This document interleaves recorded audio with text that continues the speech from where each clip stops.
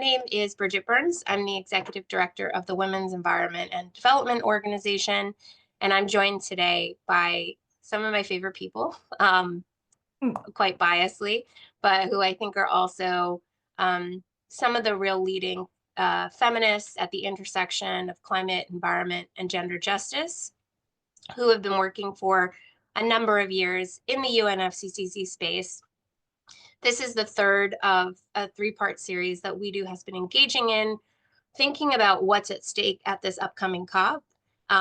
So I will invite you, and for anyone who's registered for this, we will share with you after this call the recording of those two other sessions. One of them, we dove deep into why gender is a critical issue at this upcoming COP and what is needed, what our expectations around outcomes are. Last week, we had a conversation amongst myself and two of the senior policy leads at WEDO, talking about the issue of finance and why it's so critical in this moment, and what are some of the challenges that we're facing as we move into the space of COP. And part of why I asked my friends to join me for what is going to just be a conversation amongst ourselves, that we invite you to join us in, and to join us in our thinking around it, is as feminists who engage actively in the UNFCCC, we all sit consistently with what that engagement means, and have somewhat of an existential crisis about it, because the space itself can be quite challenging in terms of the contestations of power that we are often faced with, and really this idea of, are we building, are we moving? And so we wanted to just have that open conversation with you, in front of you all, because we're seeing a lot of momentum, particularly amongst advocates and activists, women's rights and feminist movements, who want to understand more and build more power around climate justice. And often it feels like COP is the site of building power that most folks start with as their first point of analysis. And I think that that could be true, but that there's also so much work that needs to happen beyond COP. So as we are, some of us, not all of us, but some of us are preparing to head to Baku in Azerbaijan, and I know a number of us are already thinking about how do we mobilize and organize for COP 30 in Brazil next year. We want to make sure that we're presenting a vision and having a conversation of what feminist movement building looks like beyond the specific COPs itself. And this is something that we've been discussing internally as a collective, as a network, as the women and gender constituency for many years, because we come with the analysis that we engage in the UNFCCC, not because it's a feminist space, not because we think that change comes from the top down, but because we think that we can build power collectively and really understand what it would be to build a transnational, global South-led, global feminist-led movement towards delivering on climate justice. And so a couple of points before I jump and pass over this conversation to my colleagues. For a couple of years now, as this process has become larger and larger, and that feels really important to be specific about. When I first started engaging in the UN climate change negotiations over a decade ago, certainly the intersessional meetings that we went to were much smaller. They were still a little bit more popular than some of the other Rio conventions, but you could usually rely on having a large delegation, if you needed a large delegation, and the representation of women and gender constituents at a small intersessional was typically between, it could be as small as 10 folks who were coming together. Our constituency itself was made up of around 7 organizations, and the COPs, they were large, but they were within maybe the 50,000 person range. At the COP last year in Dubai, we had over 100,000 registered participants who were interested and wanted to engage in the UNFCCC. We had hundreds of gender, women's rights, and gender advocates. Our constituency itself has grown from 7 official members to 60 plus official members, of which are networks and groups, and our advocacy network, which is a network that we organize outside of just the membership of those who are accredited to the UNFCCC, has grown from a listserv of maybe 200 folks when we first started in the first years that we started to 700, 800 plus folks who are joining this. So we see this incredibly renewed interest and in being engaged in the global policy space. And at the same time, we know that that space itself is not fit for purpose in terms of holding or being a vehicle for engagement and participation um, outside of the negotiations themselves. What we have seen is increasingly it has become a space. We often talk about it as a theater and a circus, where it is less about the policy negotiation and much more about the sideshow that happens during the COP itself. And this is also very much linked to an overall shift in the process, which is alarming to us, away from mandated obligations of countries, of moral, of mandated legal obligations of countries to fulfill pledges to climate finance, to fulfill pledges around mitigation. The structure of the agreements and the decisions taken under the UNFCCC have shifted, unlike most multilateralism, completely towards the voluntary.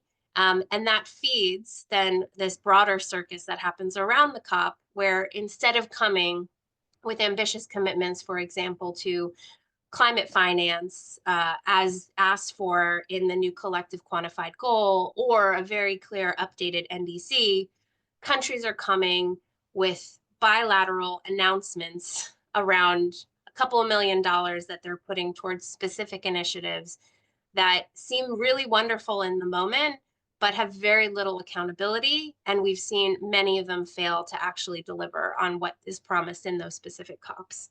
So we've had a number of conversations within our networks about our complicity in this space. How do we continue to engage? What does it look like to succeed and build power and have impact? One of the phrases that when we had a large discussion about whether to boycott COP, because we know a number of our partners have decided to boycott COPs for multiple different reasons, extremely valid reasons, for the contestations of particularly the petrostates that we have been engaging in these presidencies around. I think there's been recent analysis that between the 3 Troika presidencies of the UAE and Dubai, Azerbaijan, and Brazil, their investment in fossil fuel infrastructure and oil and gas is larger than we've seen in the past several years. And so that is a reality I think we all see and understand. And so why do we keep building this space? We had a lot of conversation, and we continue to have a lot of conversation around this, and the framing that has actually driven our advocacy is that we are committed to a refusal to cede the space of multilateralism. That as feminists, as women's rights activists, knowing what has been fought for to deliver not just the multilateral process, a space that, for example, is trying to come up with alternatives. If we think about the failures of the multilateral development banks, who has voice in those spaces, who has power in those spaces, the idea of the Green Climate Fund was to develop a more inclusive process for delivering climate finance where countries would have equal voice. Whether that happens in practice is a conversation we won't have today, but the idea that we continue to fight for multilateral space where each country has a voice, because outside of that, the disparity amongst countries is vast. But we don't want to feed the circus. So not cede multilateralism, but not feed the circus. And we've been at this intersection of trying to figure out how do we do that as we build in the space. And so we also want to have this conversation with all of you as folks are, again, coming into this and seeing more interest in being part of the COP space and being part of climate justice movement building. What does it mean beyond this one meeting that happens each year? Where is the opportunity to really build power? And how do we make sure when we are engaging, we're doing it in a way with intention for specific impact? So I'll leave it there. I think that part of this will come up in the conversations that we have. I think a lot of this is also the ways in which the women and gender constituency is approaching regionalization and really building an ecosystem for power beyond COP, as well as our commitment to institutional knowledge of that space and building a multi-generational scope of leadership around what it means to engage in the policy process so that we don't repeat mistakes or spend time or waste time engaging in things that we have already understood to be not having impact, for example. So I'm going to pass over, and when I bring you all in, I would invite you to also introduce yourselves and ground us in who you are and your leadership. But I'm going to pass to you, Mwana Hamisi, to talk about your vision right now of what you see as the landscape for feminist advocacy over the next few years when it comes to climate change. And this question that I know we all sit with, should we be continuing to build and engage in this process?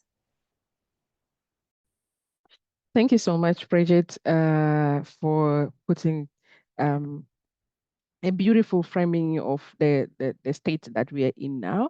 And most of the things that you wanted to say, you've already shared them. So in some way, some of those might be a bit repetitive. My name is Mwanhamisi Singano. I work with WEDO as a director of policy, but also serve as a co-focal point of the Women and Gender Constituency. And if you look, I think, in the recent past, and if you move also, like you focus, what we are seeing clearly, which is the good news, is the increased global momentum on the intersection of climate justice. We have seen of recent days a lot of connection and feminists together with other social justice activists, human rights activists are building a strong connection between the number of issues. So for example, in the recent year, we have seen a lot of analysis around debt within the climate justice, militarization, etc. And that's really is an opportunity because we do understand that climate justice is not just an environmental issue, but a fundamental structural issue that feminists the longest time has been articulating as part of this issue. So that global movement, which is intersectional, that is coming, is a huge opportunity for feminist advocacy. What is not so good is a bit good, and I think Bridget you have talked about it a bit. Is evolving space of multilateralism. Of course, as feminists, we acknowledge, and as I said, we have been engaging in these spaces because we don't want to set the space, but that engagement from the feminist has resulted to some substantial gain.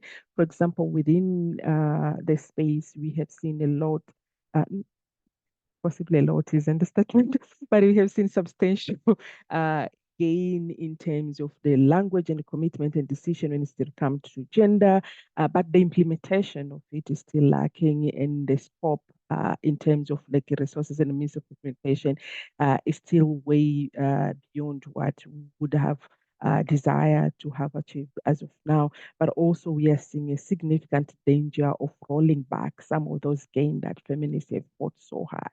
And importantly, as you said, while we can celebrate some of recent decisions, for example, establishing the loss and damage fund, like overall, the growing skepticism around the multilateralism is really cementing the need for the significant shift of the space itself for it to be able to deliver to the crisis that we are in. In terms of the bad news, unfortunately, as feminists continue to organize and engage and influence to the best of our ability, and as I said, we have seen our movement has grown deep and wide, horizontal and vertical. We are building regional work and connecting to the national work, and we are building at the global level. We are building relationship and allyship with number of the movement, but still we are in the state where there is a significant shift of influence from the state to corporate power, and that is not That's the phenomena that we are seeing, for example, in the UNFCCC, but the phenomena that we are seeing across the board, being it in the UNFCCC, in the Biodiversity Forum, in the UN process itself. And that calls for, in so many ways, different way of organizing as a feminist. And we have seen that different ways of organizing emerging, but yet one of the biggest challenges is the intentionality of the corporate culture and how fast and how fierce they invest in engaging and capturing all these spaces at the global level and and putting a significant risk. And connected to that, I think, which is my last point, we also notice in terms of the trends, the growing climate authoritarianism and the shrinking of civil society space, especially at country level, in the name of, most of the government now are suppressing voices in the name of like a green or managing the transition, etc. And that has significantly put at risk women's environmental defender, climate defenders. And this is as much as the feminists are organizing at that level, we are seeing there is a lack of resources that are being channeled to support very needed movement at local level. And again, putting feminists in a lot of risk. So if they are ought to be an emergent or a site of struggle that need attention is what we are seeing now at the local level that really need the resources that they need and capacity to fight back from the growing authoritarianism and shrinking of civil society space at local level. Um, my colleagues, I believe they will pick up on some of the strategies that we are doing, but overall, I think as the feminist movement across the board has continued to be nimble, agile, intentional, but also have continued to strengthen its analysis of what is at stake, but also what needs to be done. And we have benefited from our partnership with a lot of allies and also partners who really brought in diverse skills to the move. Back to you, Bridget. Thank you so much for that, Mishi. I think that you laid out quite well the broad challenges that we're facing, and I think that I appreciate the analysis of the importance that we're investing in local sites of struggle in a way that's interconnected to this global policy space. And I think it really relates to my next question to you, Gina. The magnificent Gina Cortez Valderrama, who hopefully some of you know, who's the co-focal point of the Women and Gender constituency. And I'll allow you to share more about yourself, Gina, as well. But we're hearing a lot. I've heard several times this year from other women's rights, climate justice organizations that we are organizing for COP30. What is that? And I'm always like, well, what does that mean? What is the potential outlook of COP30, especially knowing that COP30 is happening in Belém, in Brazil, in a very hard to get to place where we have expectations of what is an already limited ability to access the COP. We've been told that the scale of how many participants will be able to be there from the 100,000 we saw in Dubai could be as low as 30,000 in Brazil. And so, this is where it starts to become really important, not just from a physical presence perspective of there will be a limited access to being in the space itself, but also a set of expectations around what we will achieve out of that COP versus what we need to build between now and then and going forward. And I know you've just come from the CBD COP, where you were starting to organize with already existing incredible local movements across the Latin American region. And we have other moments where we're trying to more deeply engage across the Caribbean as well. What are your thoughts on the possibilities of building movement towards COP30? And again, if I asked you that question of we're organizing for COP30, what does that look like to you? Thank you so much, and buen día para todos. My name is Gina Cortez Valderrama. I am from Colombia, connecting from Colombia, and as Bridget said, serving as one of the co-focal points of the Women and Gender constituency, and I'm also part of a collective of migrants, Colombian migrants in Germany. I think I will start from many different points, and where you said as well that this need of what does it means as well from our constituency, but as broader movements to uplift Global South leadership. I think that from that point, I can start by making the reflection on how we have been in a system, in models in which it has been always the North that has been having a plan for the South. It comes that Europe has the Green Deal for the South. It comes that the US has the Green Deal for the South. It comes that bilateral agreements and trade agreements come from the North as a plan for the South, and then the South reacts in that way. And the way in which we see, we go a little bit deeper into history, we go a little bit deeper into those unfair agreements, into all those bilateral relationships, we can see how there has been this shaping of a relationship of dependency, that has created that dependency from the South towards the North, from a perspective as well of an unequal exchange. An unequal exchange, what's that mean? That means that how it has been our regions, Latin America, the Caribbean, the Pacific, Africa as well, that have been exploited not only in terms of the resources, and I quote that in terms of the ecosystems, the materials, the raw materials, but also what does that entail to extract those materials. And there we see that it's the occupation of territories, is the use of energy, is the use of labor, like local labor, plus their time, because we also need to expand our discussions of what that time means when we're thinking towards a life in dignity, when we're thinking about well-being, right? And when you put all that into the same pot, you will see how that extraction has been so brutal, plundering and draining the resources, the capacities of the countries to develop their own dreams, to push for their own development views, instead receiving that unequal exchange of imports and so on. And why I'm saying this is because that has not enabled our territories to think in our own terms, in that self-determination, and to shape that plan toward that sovereignty.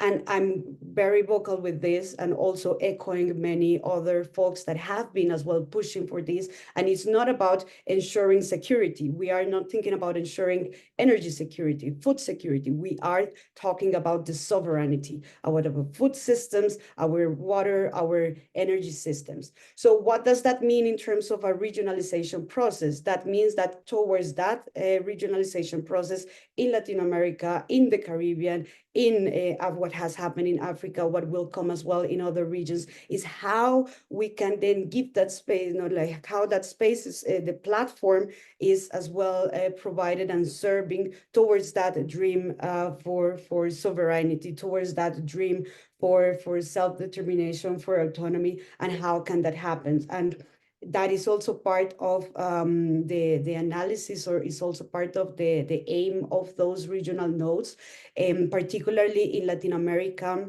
The Latin America regional node is also, each region is going to be particular, is going to be specific, and something that as well we have seen and we have followed as well in the last months while bringing these efforts, is how we need to recognize as well the powerful, we need to recognize as well the radical movements that are already in the region. It's not about creating something new. It's about how is respecting all those efforts that have been taken by different activists, by different advocates on the ground. And then what is the role as well? We have been having long discussions about which is the role of the WGC, right?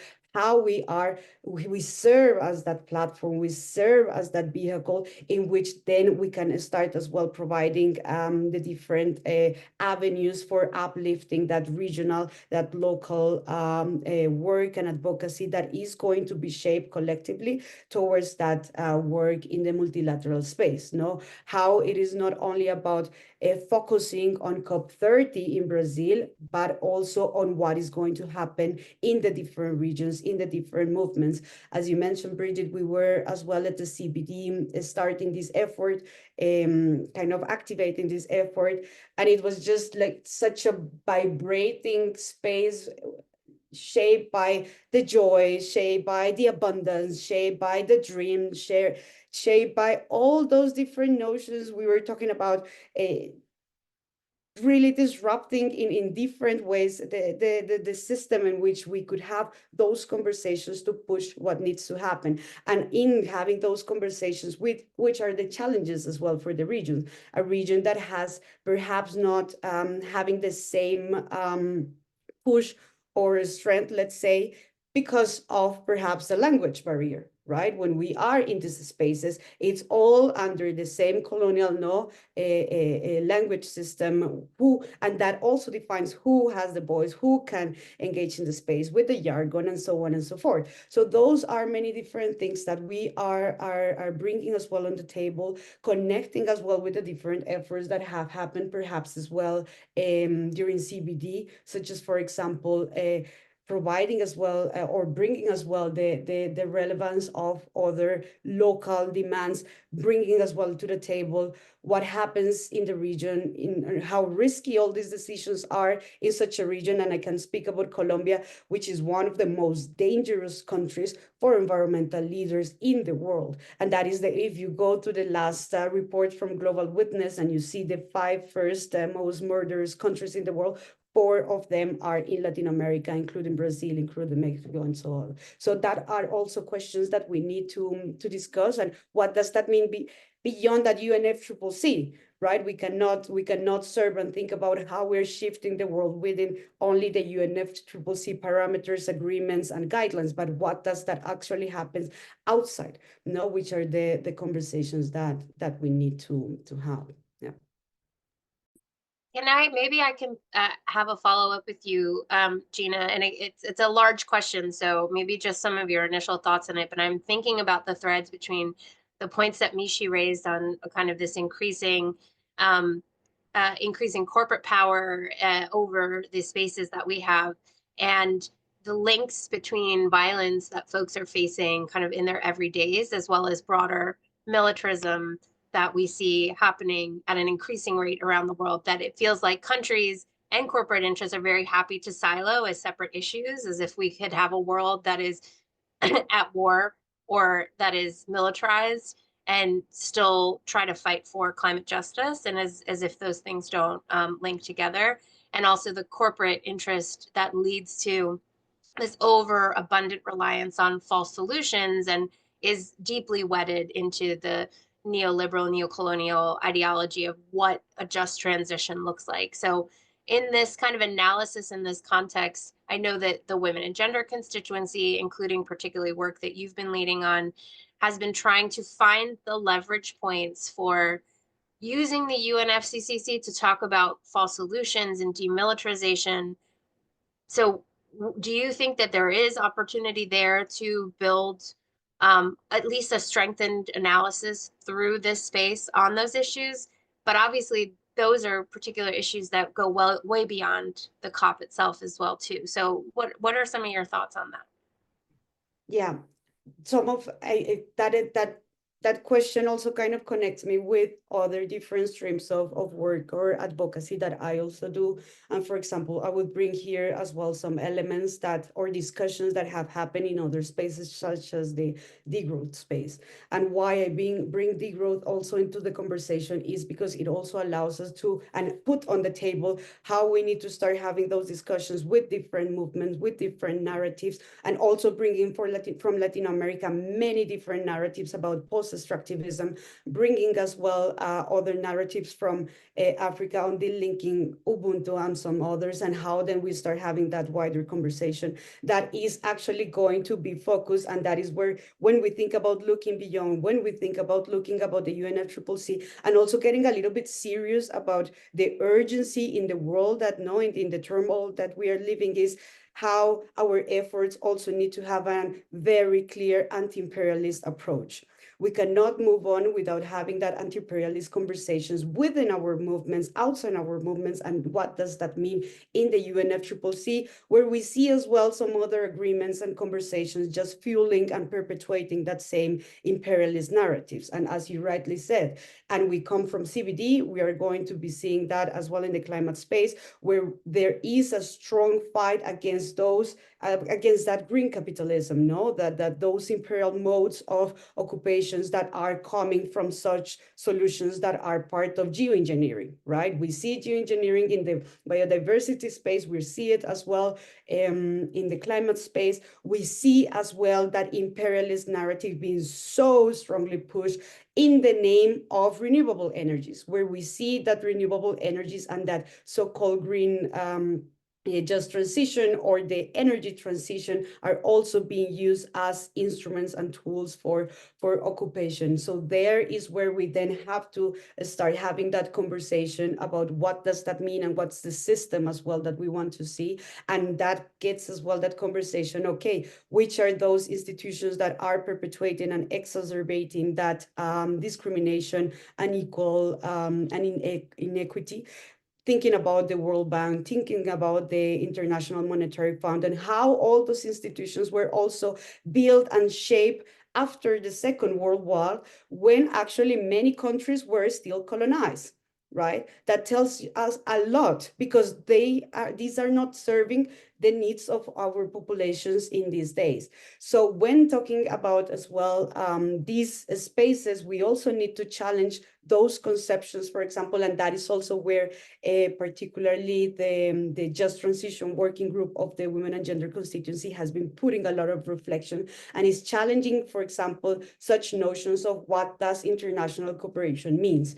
because we hear a lot about this term and discussing, and what we are seeing that is happening in the UNFCCC is how international cooperation is just a reproduction of how then we are building new bilateral agreements for serving the exports of new renewable energies to fulfill or to kind of expand the luxury and the status quo that we have as well in the north, no? So that those are things that we need to challenge, have those conversations as well with other movements. I think that also one of the biggest efforts and connections that we have seen as well in the last year, particularly led by different feminists, and also perhaps Nara can speak later on that, is about the demilitarization front, no? How we need to be speaking about divestment. What does divestment means? What that divestment looks like as well for channeling and for allowing that flow of financial means that we are seeing and that we need to see happening, and how that it's connected with conversations around debt, conversations about reparations, right? These are also conversations that we need to bring on the table. What does that mean, reparations? And what does that mean when we're thinking about really deeply, and that is connecting on experiences such as, for example, the Colombian peace agreement? What does that mean, the non-repetition? We need to be talking about the non-repetition aspect of reparations, and how then we can start connecting those conversations into modes that are not fueling the reproduction of capital, no, but are really thinking in those systems of care, in those systems of sovereignty, by degrowing as well those harmful sectors that are not providing sustaining life within the planetary boundaries. And that analysis as well of planetary boundaries, I think that also expands our vision to not only focus on the emissions aspect of it, but to really see the whole picture and the need to move beyond that narrative of just green capitalism and green transitions. I could speak more, but I think I stop. No, I think it's super helpful, Gina, and it reminds me of some of the points that came up in the conversation that we had last week with colleagues on what's at stake around climate finance, and this challenge that I think we have, where, as you know, we heard from Mishi, we hear from women's rights, Indigenous women groups, advocates and activists on the ground, of the need for resources, not always necessarily even financial, but the need for resources to build now that are urgent, and we hear everywhere of the deep scarcity at different levels within women's organizations, within gender groups, within national gender machineries, of having the resources they need to build and to mobilize. And yet the real, I think, the thing that keeps me up at night, or that worries me about what happens in moments of scarcity, is that it's very hard to be in solidarity around what those resources look like and how they should be channeled. And I think in the scope of green capitalism and this ongoing financialization, green financialization, essentially, that is really embedded in neoliberal, neocolonial systems that already exist, it's very hard to hold the line on alternative systems that we should be investing in. And I think there's a lot of potential harm that can happen out of scarcity from even our own partners in this work, who need resources and need them now. And the only opportunities that we have for them are within the systems that currently exist. And I don't think you get from A to Z overnight, obviously, but I think that it lends itself to why it's so critical that we have coherence amongst each other, and that we're consistently in this broader feminist analysis space together, to be understanding how we do this work. And it also speaks to something that was coming up a lot during Climate Week, where I was part of a lot of conversations where we were talking about gender and climate finance as if it was just like a program on your agenda, that you could develop. How do we finance this intersection? And some of that is, of course, redirecting the flows of resources from philanthropy and donor governments to prioritize these issues. But if we're not understanding that much more intersectionally, then we have every opportunity to reproduce harm. Did you want to jump back in? I saw your hand come up, and then I'll go to Nada. Just a short comment, because I like the fact that you brought this scarcity framework, or this scarcity conception, right? And that is also part of that capitalist imposition, and that is a narrative that we see in climate finance, the scarcity of money. There is no money, there is no money, there is no money. And then where we get this connection among different movements is like, wait a moment, there are 2.4 trillions that were used last year only for military spending, right? So it's not about a scarcity. It's not that there is not the money. The money is there, and how then we need to think about the distribution, and then also kind of how we can start shaking that scarcity framework out of as well our movements, to then start making the right demands into the right spaces so that we can shape that path. Just a short note on that. Thanks. Absolutely. I'm gonna shift over to Nada.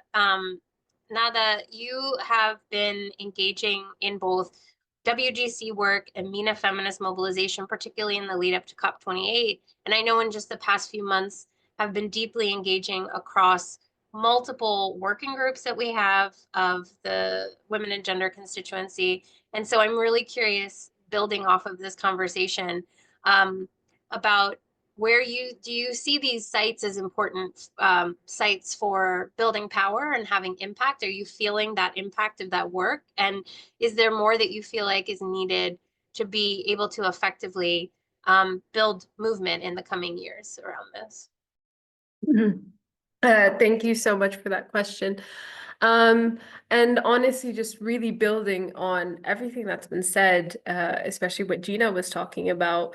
I'm going to talk first about the regionalization and why I think it's so critical to movement building, and it's because there is and one of the reasons we are engaging with global policy is because part of global policy shapes local national policy. And even more importantly, those power relations and that the power imbalances in the international community and in global politics play actually very defining roles in national and local politics, including inequalities, gender inequalities, climate injustices. And I think that is one of the reasons why we are not letting go of this space, because if we do, then we are effectively excluded from this decision-making that ends up being trickled down to national and local policies. And this is kind of the capture of the global north, and not just in terms of civil society, but of course in terms of governments. And having this regionalization movement is key to kind of decolonizing the civil society space, which will in turn also decolonize the larger international policy processes. And we've seen that, and, you know, the MENA region wasn't the first region, it was the African, and then this has led to the LAC. And what we saw with the MENA regionalization is that when we focus, when we connect more to regions, we're able to connect more to national and local circumstances. So what was particularly unique about the MENA region, and why it was also important to kind of connect to that movement in the MENA region, was that, you know, we're famously known for as like the region of conflict. So that really brought about the demilitarization issue in COP28 and after COP28, and also which seeped into different movements and connected to different movements.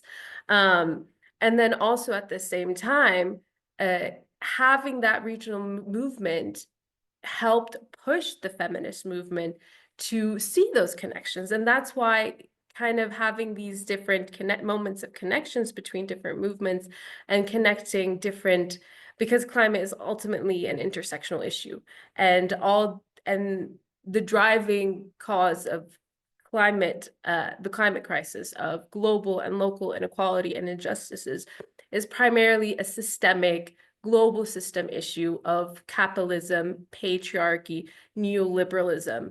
And climate crisis is driven by that. And having those connections enable us to address all these interconnected, intersecting injustices. And that's why also connecting to the MENA movement also kind of help transform that narrative and go beyond this kind of stereotype that, like, okay, the only thing to focus on is like humanitarian issues in the region, which again then comes back to the issue of intersectionality and the fact that like finance is such an important issue. And this comes to the second point of why am I following like so, and why is it important to really focus on the different thematic areas under climate change and in the UNFCCC processes, because climate change is like this huge kind of thing, and within it is formed by all these different systems. And we're not talking about just like political systems or social systems or even just economic system, but ecosystems, like environmental ecosystems. And in order to be able to address all of that, you have to look at each component. And looking at each component requires a lot of collective work, a lot of collaboration. You cannot do it alone. And again, you know, the climate processes are beyond COP.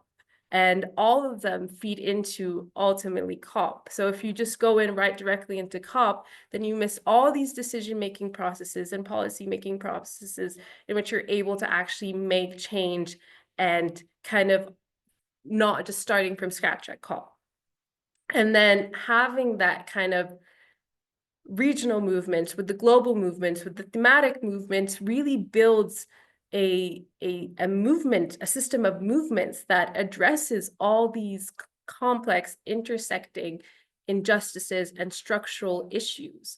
You know, finance is such a big part of it, and finance is a international policy issue. It is an issue that you only become more understanding of how it implicates the climate crisis, how it implicates local inequalities, national inequalities, debt, all these issues that are so connected to social justice, gender justice, climate justice, and that can't happen without those synergies of movements. And to build upon what Gina was saying, and I think is really important, is that what I picture the climate movement doing is streamlining all of these things. And you know, these systems are intersecting kind of injustices. And once you learn what's happening on a local regional situation, there was the talk with the East European and Central Asian feminists, and I was there and I was so interested in like, wow, these are really similar circumstances to the MENA region.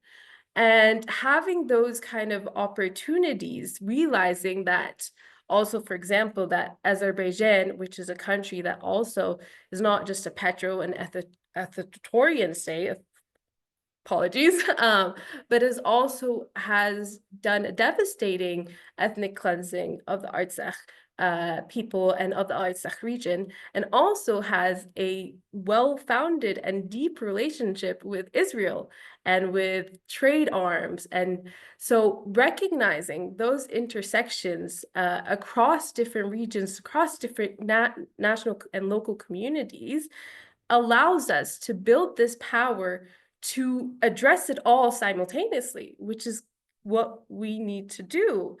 And once we recognize that we need to address these intersecting structures and injustices for collective liberation, which was Gina was talking about, like this idea that we cannot do this, whatever issue is not, it's not just solely like a social justice or a political or a sovereignty or an occupation or conflict issue, but it's also inherently a climate issue, it's a human rights issue, and recognizing that and building bridges between it and movements is what I believe is taking us a step closer to this collective liberation and system change, at which climate is at the heart.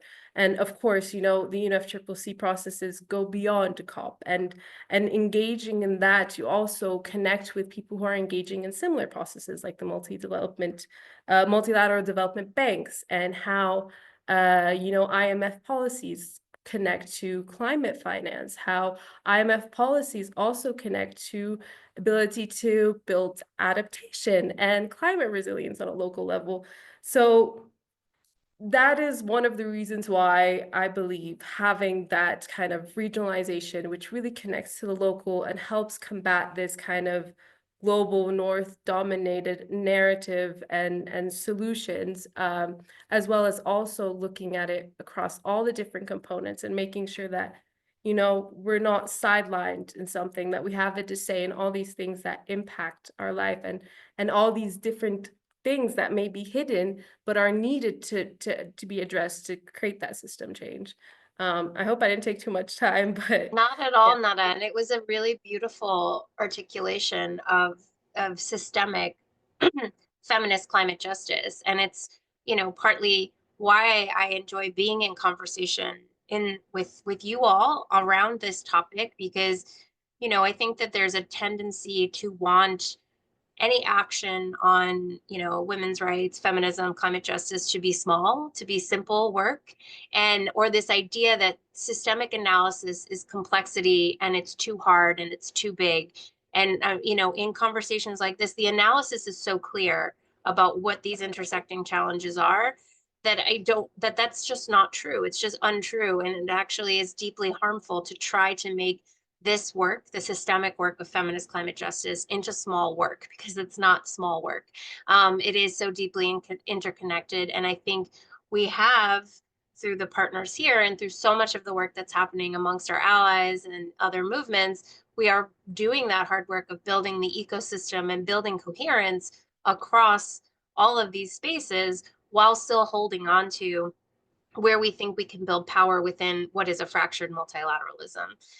Kavita, you have been doing, obviously, this work of trying to bring systemic feminist analysis into particularly climate and environment movements. I've been really impressed with how you've dove into some of these spaces to try to transform them. And I know that it's not without challenges, that it's quite difficult in terms of getting people to think in this way.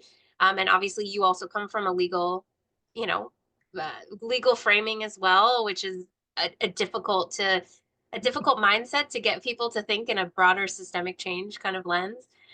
So what are your thoughts on the conversation we're having now, and where it's critical to be able for us to build power in these spaces?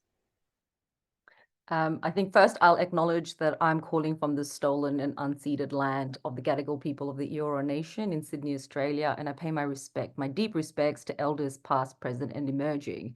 This is an acknowledgement that we are all, you know, when we speak about Australia, we must amplify, because Australia is a settler colony.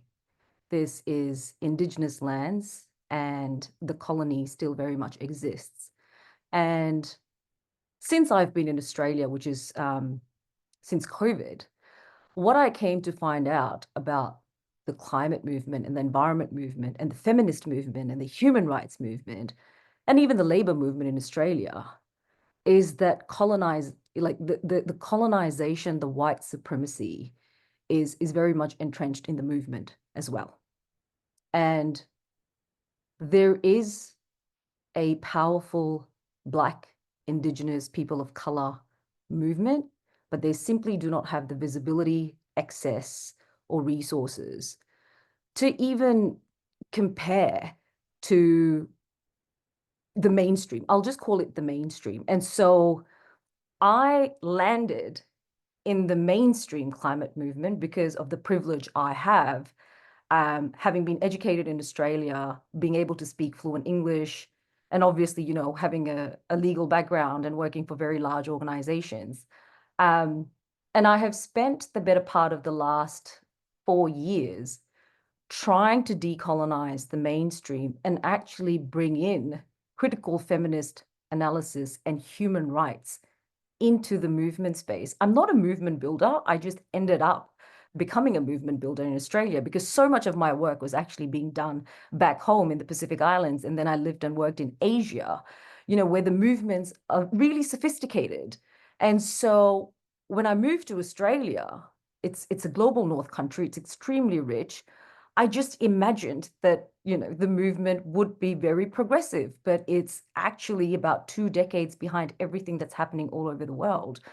And so one of the first things that I found out is that the climate work that's actually being done in Australia is climate action, not climate justice. You do not see feminist narratives. You do not see rights-based language. Everything is focused entirely on mitigation. And you can understand that because Australia is a petrostate. It's basically ruled by the fossil oligarchy. The government has very little power because it doesn't matter which government comes in power. It's being funded by the fossil empire of Australia. And Australia is the empire in the region. And so a large chunk of the movement's attention has been around, you know, like ending fossil fuel. We're the world's 3rd largest exporter of coal. I think we're the 2nd largest exporter of like liquefied natural gas. We've just, I think there's like something like 350 or more licenses on fracking and you know, more exploitation of Indigenous lands without Indigenous people here getting any of the benefits. And of course, this is also causing so much tensions and divisions between Indigenous communities who are very reliant on trying to get the benefits, and at the same time, the communities that are fully resisting the occupation and the continued fossil fuel expansion in Australia. And it's and the irony is, like with the feminist groups and the feminist movements, we have a number of large feminist development organizations, but they all work outside of Australia.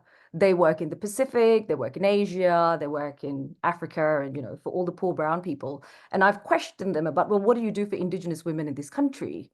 And then I kind of get like, yes. And then you look at the domestic feminist movement in Australia, and they mostly talk about, you know, service-based advocacy. So it's violence against women, domestic violence, which are very important issues. But I do not see radical political advocacy. I do not see the movements really challenging patriarchy, white supremacy, really holding the government accountable and transparent on human rights standards. In fact, Australia doesn't even have a Bill of Rights. So go figure. So rights-based language is just something that's not the norm. I've, you know, and most of the movement is led by old white cishet men who tell me that we'll get to human rights after we finish mitigation, or, you know, we really care about Indigenous people, but that's not a priority because obviously we need to keep the energy supply grid lines okay for urban areas, but not remote and rural Indigenous communities, even though most of the energy that's extracted is from their lands and being exported for profit. But, you know, Indigenous rural communities get 3 hours of electricity and pay 6 times the bills that we do in the city. So the complexity with which the movement space in Australia really needs to be tackled. And last year, some of the work that I started doing in Dubai was really trying to start connecting Indigenous people in Australia with Indigenous people, and not just Indigenous people, but Indigenous climate leaders from Australia with Indigenous climate leaders from the Pacific. And really that is to start organizing to make sure that the face that the world sees should the third COP happen in Australia is not just a white face led by cis-het old white climate leaders, but really centering the Indigenous climate leaders of this country as the rightful sovereign leaders of their resources. And I love what Gina said about sovereignty, right? Because we cannot separate climate justice from sovereignty. And it is so clear and so distinct that, you know, to put it quite bluntly, white Australians love glamorizing the Pacific. They love the Pacific. They all go to the Pacific for their annual vacation. And so they really feel when like cyclones hit the Pacific and, you know, that they really need to put money. But then you ask them, what are they doing for the Indigenous communities here? And it's just silence. And so much of my work in the Pacific has been about do not simply engage with the mainstream climate movement that reaches out to the Pacific and invites them to come to Australia and give speeches and tell their stories over and over again, because basically feeding this white savior complex. But really, you know, start engaging with the Indigenous climate leaders of this country, because this is where really justice resides. If we have to really fight for climate justice in Australia, it has to be led, grounded, and centered by Indigenous justice of Australia. We cannot separate the settler colonialism. And so the problem is that a lot of my work is to make sure that the Pacific doesn't become complicit in the colony, even in the movement space. And the Pacific is great when it comes to things like this because they understand this fully. But at the same time, so much of Pacific climate funding comes from Australia.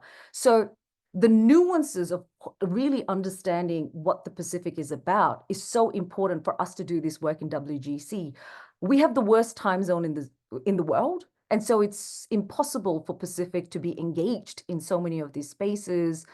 And again, there's only so few feminist leaders who work in feminist climate justice. We have a very vibrant feminist movement, but a lot of that work is still very much grounded in traditional feminist work because the Pacific has one of the highest rates of violence against women in the world, something that people don't know. In fact, our rates are higher than MENA region.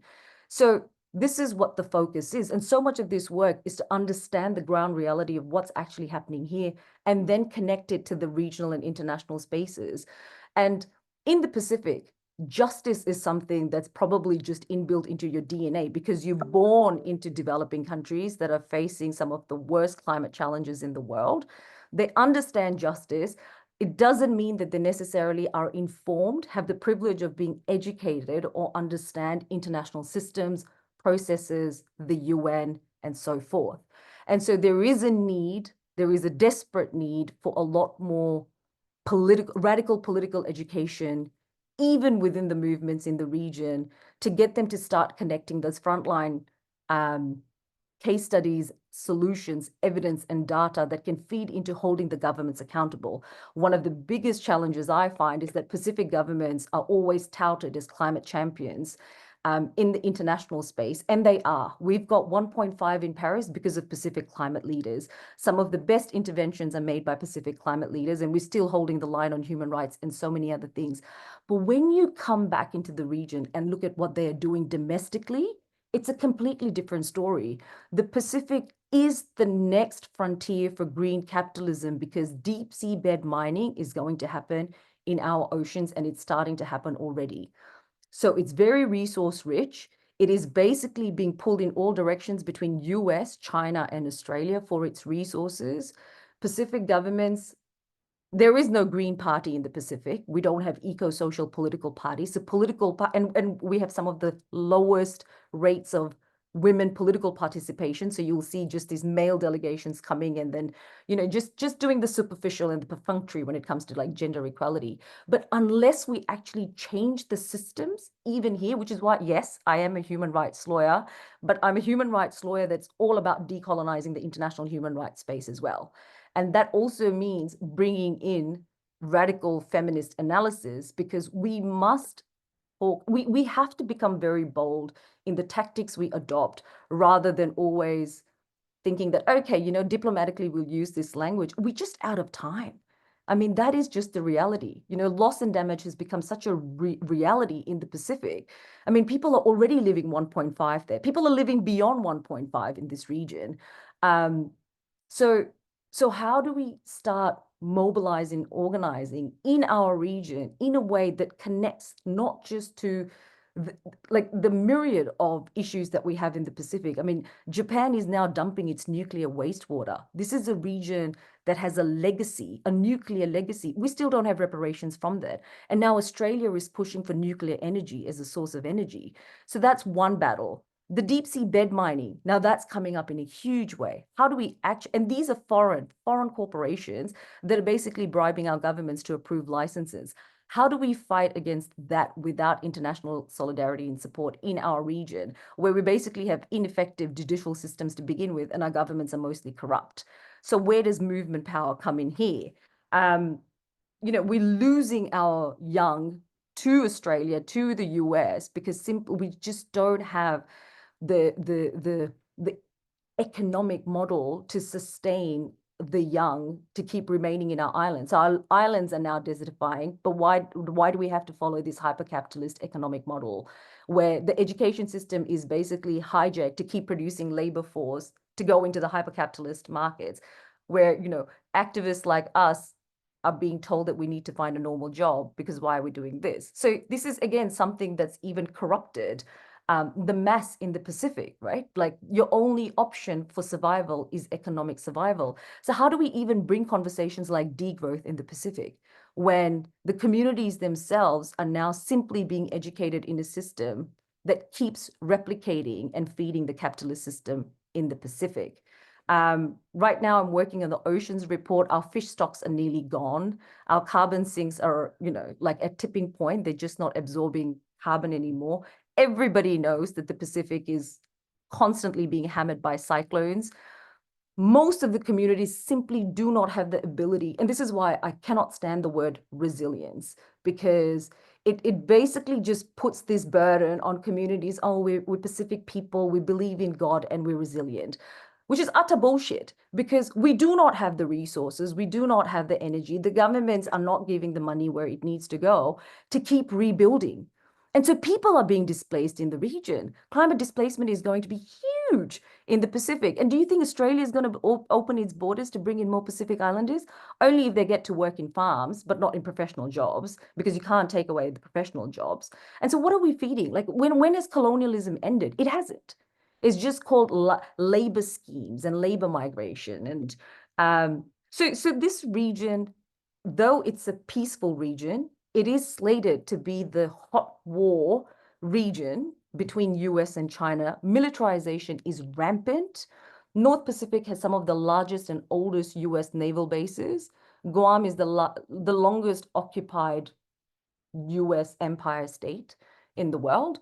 So and Australia is basically an American client state that follows everything that the US is doing. So where are the movements in terms of, which I loved, we have to become anti-imperialist, anti-colonialist. How do we actually decolonize white supremacist and privileged movements in global north to actually not just give lip service to like, we've signed the Uluru Statement, but actually develop strategies that do talk about indigenous sovereignty in this region? And now, you know, we haven't seen violence in a while, but now you can see it's happening. West Papua has been colonized, again, through, you know, British and UN policies for decades. Some of the highest, I mean, genocide has been happening there for decades. The world doesn't know about it. Kanaki is fighting for self-determination against the French. So a large part of the Pacific is still under American rule, French rule, Australian rule, and New Zealand rule. So all of these systems are in place, and then let's just not forget our international trade and investment regimes, right? We can't even think about ISDS in our region because they'll bankrupt us to begin with. But we need to really start connecting all these dots in our movements so that we're not siloed. And I know this is not just a Pacific problem, it's a global problem. But we need to have a conversation that talks about politics, economics, climate, gender, human rights, and so much more in all our narratives. Because without doing that, we're simply not going to be able to change what I believe are these colonial institutions, systems, and governments. And basically, the biggest irony of all of this is those are the same institutions, systems, processes, and mechanisms that we're relying on to actually get us to justice. So we have to start becoming very innovative and creative about how do we access these institutions in such a way that we do see bold impact. Otherwise, my greatest fear is that we just keep engaging in systems, hoping for change, but very little actually changes for frontline communities on the ground. That's an incredibly important fear, and something I think if we are not, as advocates, foregrounding in the way, if we choose to engage in multilateralism and we aren't foregrounding that concern in what we're doing, we have a huge ability to create harm. And I think that one of the ways in which you so masterfully displayed the deep systemic issues that are challenging across the Pacific and across Australia as well, not just naming what I think has been a critical learning for an organization like WEDO, which is based in the global north as a global advocacy organization, that it's impossible for us not to have a domestic agenda as well, because we have to be understanding our role within the space. And I think that that's a really important call in to all of our partners who work on quote unquote global justice or global advocacy, who are based in the global north and in global north countries, that this is really critical work. I think the other element of this that feels like the right way to move forward and brings us back to this grounding of this conversation of why we're having it is, if we are going to build movement, we can leverage the moments of COPs, but we cannot be complicit in movement building being that we go to COP each year, for example. And it's not to say, I think that the majority of folks that we engage with, that we participate with, understand this and want to figure out, how do we do this better? How do we actually build strategically? And part of even this conversation, the fact that we know next year we'll have a COP happening in Brazil, very likely a COP happening in Australia the year after, that there will be noise, that there will be a lot of movement going around about what this means and what does it mean for the Latin America and Caribbean region? What does this mean for the Pacific region? And if we don't get clear on these moments to build together, to really gain learning and understanding and analysis about where we can build power, we will miss the opportunity, I think, of that moment. And I think it speaks to this broader effort to make sure, as global advocates speaking and engaging and advocating in global policy spaces, that we are grounding ourselves in the regional and community-based realities of what people are facing, and using and leveraging those policy moments to really build power across these different countries and regions. And so I just wanted to end with inviting Mishi back in, because I don't have time to go back to everyone. But you were the start of this conversation, and now you've heard everyone kind of come in as well. I'm really keen on your thoughts about where do you think, you've already mentioned where you've seen us being able to build power as a movement. There are still spaces where power is elusive. What makes you hopeful from this conversation about what's going to be possible, and what do you want to see us do in the next few years to really build that coherent ecosystem that is able to challenge this systemic issue? Thank you. Thank you so much, Bridget. And indeed, this was really, really a powerful discussion, and I have learned a lot. And thank you, colleagues, for all the really deep analysis. And as Bridget has said, bringing it down, because we often been accused that you, as a feminist, you just talk from the, from the air, like you have analysis and structural issue which doesn't come down. Uh, Listening to all that and adding to all that, and to your question, Bridget, like what do I see? Like three main things that keep me up at night, and also feel that we also should not forget those things, is one, claiming back our ideology. I think this is critical. We have seen now increasingly organization just put a feminist in front of the organization name for them to be called a feminist organization, and doing nothing about feminism, or launching a paper or analysis, just like this is the feminist this and this is feminist that. We really need to claim that back.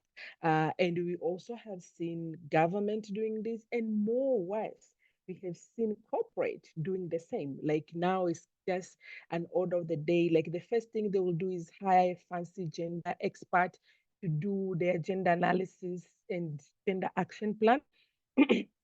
And really pushing a lot, and using a lot of our language now. Like every corporate business will say, this is how we are going to integrate gender on it. We don't want you to integrate gender in engineering, so like that capturing of our ideology and capturing of our words and our analysis is really something that we really need to build a very strong movement around it, over and above that. And that's linked as well with the capture of our knowledge. We have seen increasingly the knowledge, to your point, Kavita, like we have seen increasingly corporates are going to our indigenous community, extracting that knowledge, extracting our solutions, for their benefit, without recognition, without even without recognition of that knowledge. But also, even in the space, especially within the feminist space, like the binary that the global south are supposed to be, like movement in cheerleader, and the global north is where the knowledge is. I think that is one thing that we really need to work on, and to challenge. I think the WGC and we're making like an intentional progress, for example, building a feminist bench of Nishi, could advocates. you move the mic closer to your mouth? Sorry. Sorry. So I was saying, like, the really capture of where the knowledge resides. I think that is one of the things that we really needed to challenge. Like, knowledge is not residing in the global north institution, and should not only be embedded in a white male bodies. Knowledge also resides in the global south, in a female body, in the brown color people, and we need to capture that, and that needs to reflect within our movement. As WGC, we are making an intentional step, building feminist bench across the board, bringing in feminists from the global south to have the skills, ability, and capacities to engage from the equal footing, but also not forgetting that as much as we are supporting feminists from the global north to acquire this knowledge for being able to engage in the processes, but should not undermine that the knowledge that we have in the form of our knowledge is equally important. So if it's the appreciation of the oral and oral not transfer of knowledge, like in a space like this, when we are having conversation, rather than, for example, just sending a 2-pager for folks to read, like this is like really speaking on that feminist a need. And I think is an area that we really need to talk about, and you need to invest in and build the movement. And last, I think connected to that is our solution. What has been sold, we have fought so hard for climate for climate justice, and we continue to fight for that. We have lost sisters, we have lost community, lives have been lost. We cannot now let corporate being driving what is called transition. We cannot let corporate benefiting from that. We cannot let market solution to be solution. Our community had solution. And if there is area that we really need to fought for, and this speaks to the growth that we've been speaking. This speaks to the centralization of climate action. Is really centering communities and centering feminists as an owner of solution. We cannot just fighting the advocacy and fighting for this finance. And in the previous session, I was sharing that one of my nightmare is, for example, all this money that we are fighting so hard to get, all of it to end up in the hands of corporates, because they're the one with quote unquote climate solutions, and we'll be using all these trillions of money to pay them to import solution, which in most cases doesn't work. And we have seen IPCC has clearly articulated the level of maladaptation in our community for the solution that are imported to our community, which have not tested and which have not proven to work or support them. So those are the areas that I think moving forward beyond COPs, beyond engaging in multilateral, we as feminists, we need to continue to work together, build our movement to address that if we have really to move the needle inside, but also outside. Thank you so much, Bridget. Thank you all so much. So we are coming to the end of this conversation. And like I said, it will be shared, it will be recorded. And it is one point of conversation. We're actually hoping as a group to come back together again post-COP to have another conversation. And then the conversations are just obviously one way of trying to hone in on what our structural feminist analysis, our collective analysis looks like. I think Lena, it is in the chat, made a really incredible point about we need the solutions and the concrete tools and the analysis, or beyond just the analysis. And I know that my colleagues on this call couldn't agree more. It's part of, I think, the specific initiatives and engagements that we have as where we work in collective as the women and gender constituency in our own organizations, the kinds of strategies that we're developing, the ways that we are trying to intervene with governments, the ways that we are trying to intervene and influence corporate power and influence. We have a lot of those, I think, tools and strategies, and part of being able to build together and share from them is to be in community together. I think is the heart of what we wanted to do in this conversation as well, is to share with you the conversations we essentially have internally when we are trying to organize for these spaces about the challenges that we're facing and the critical analysis that we feel like needs to ground all of our work as we're moving ahead. And so we're hoping to continue to find more spaces to do this together and to build the bigger we doing this work and bringing this analysis to the spaces that we engage in. So thank you so much for listening in, and we'll be back with more post-COP. And I'm wishing you all very well, and thank you deeply to my friends for your beautiful vision and for your incredible analysis of the challenges that we face.